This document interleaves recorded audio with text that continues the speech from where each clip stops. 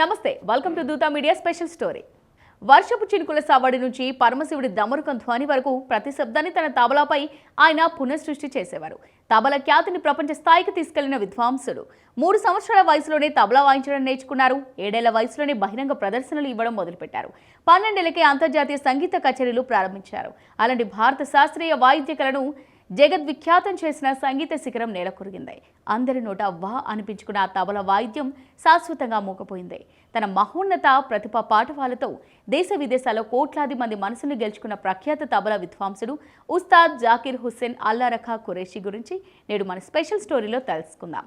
విఖ్యాత తబలా విద్వాంసుడు ఉస్తాద్ అల్లారఖా కుమారుడే జాకిర్ హుస్సేన్. ఆయన 1951 మార్చి 9న ముంబైలో జన్మించారు. తాను పుట్టినప్పుడు తన చెవుల వద్ద సంప్రదాయ ప్రార్థనలకు బదులు తన తండ్రి తబలా వాయిద్యాన్ని వినిపించారని ఓసారి జాకిర్ చెప్పుకొచ్చారు. మహంలోని సెయింట్ మిఖాయిల్ హై స్కూల్లో ప్రాథమిక విద్యాభ్యాసం, ముంబైలోని సెయింట్ జేవియర్ కళాశాల నుంచి గ్రాడ్యుయేషన్ పూర్తి చేశారు. సంగీతంలో రాణిస్తూనే చదువుపైన శ్రద్ధ పెట్టారు. అర్థశాస్త్రంలో బ్యాచిలర్ డిగ్రీ అందుకున్నారు. Hindustani classical music, jazz fusion లో నైపుణ్యం సాధించి తనదైన ముద్ర వేశారు. 2024 నవంబర్ 26న చివరిసారి జాకిర్ పారిస్ లో ప్రదర్శనిచ్చారు. తన తండ్రి బాటలోనే పయనించి 3 ఏళ్లకే తబలా అభ్యసన మొదలుపెట్టి 7 ఏళ్ల వయసులో తొలి ప్రదర్శనిచ్చి 12 ఏళ్ల నుంచి అంతర్జాతీయ పర్యటనలు ప్రారంభించారు. జాకిర్ భార్య యాంటోనియా మినేకోలా కథక్ నృత్య కళాకారిణి. అనిసా ఖురేషీ, ఇసబెల్లా ఖురేషీ అనే 2 కుమార్తెలున్నారు. Heat and dust in custody సినిమాకు జాకిర్ హుస్సేన్ సంగీతం అందించారు. పలు అంతర్జాతీయ సంగీత సంస్థలకు తన సేవలు అందించారు. 1973లో George Harrison album living in material world, John Handy album hard work లకు తన సహకారం అందించారు. 1979లో Van Morrison album music and earth,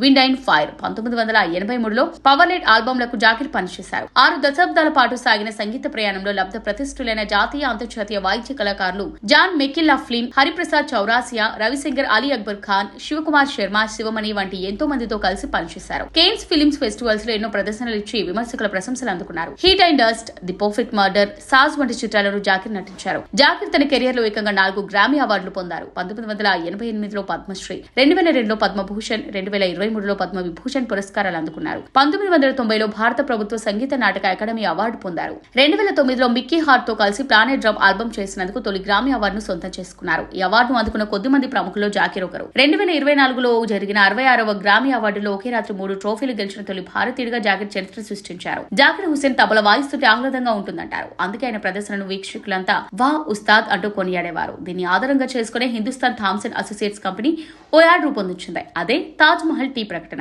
ఇందులో ఆగ్రాలోని ప్రఖ్యాత కట్టడం తాజ్ మహల్ ముందు జాకిర్ హుస్సేన్ కూర్చుని తబలా వాయిస్తుంటారు. తన కళను ఉత్తమంగా తీర్చిదిద్దుకునేందుకు సాధన చేస్తుంటారు. అప్పుడే ఈ టీని కూడా ఉత్తమంగా అందించేందుకు ఎన్నో రకాల నాణ్యత పరీక్షలు చేస్తామంటూ బ్యాక్గ్రౌండ్ లో వాయిస్ వినిపిస్తుంది. వీడియోలో చివరిగా ఆయన వాయిద్యానికి మైమర్చిపోయిన ఓ అమ్మాయి జాకిర్ కు ఒక కప్పు టీ అందిస్తూ వా ఉస్తాద్ అని అంటుంది. దానికి ఆయన బదిలిస్తూ వా ఉస్తాద్ కాదు, వా తాజ్ అనండి అంటారు. మరో యాడ్ లో బాలుడితో కలిసి తబలా వాయిస్తూ ఉంటారు. బాలుడి ప్రతిభను మెచ్చి జాకిర్ వా ఉస్తాద్ అంటారు. దీనికి ఆ బాలుడు అరే హజూర్, వా ఉస్తాద్ కాదు వా తాజ్ అనాలనడంతో వారిద్దరు నవ్వులు చెందిస్తారు. ఈ ఆడప్పటికీ ఇప్పటికీ ప్రత్యేకమే.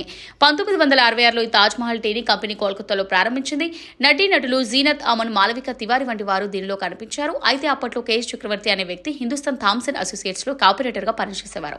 ఆయనకు తబలా అంటే చాలా ఇష్టం. ఓసారి జాకిర్ హుస్సేన్ ప్రదర్శన తిలకిస్తుంటే తమ టీ యాడ్కు ఆయన సరిగ్గా సరిపోతారనిపించిందట. అందుకే జాకిర్ సంప్రదించారు. ఈ యాడ్ కాన్సెప్ట్ ఆయనకు నచ్చడంతో ఒప్పుకున్నారు. జాకిర్ హుస్సేన్ అల్లారఖా ఖురేషీ 2024 డిసెంబర్ 17న అమెరికాలో కన్నుమూశారు. కొంతకాలంగా ఊపిరితిత్తుల సంబంధమైన ఇడియోపతిక్ పల్మనరీ ఫైబ్రోసిస్ సమస్యతో బాధపడుతున్న ఆయన శాన్ ఫ్రాన్సిస్కోలోని ఆసుపత్రిలో చికిత్స పొందుతూ ఆరోగ్యం క్షీణించడంతో ఐసీయూకి తరలించారు. అక్కడ చికిత్స పొందుతూ ఆయన డిసెంబర్ 17న ఉదయం తుదిశ్వాస విడిచారు. ఇది వాళ్ళ special story. Keep watching Dootha media.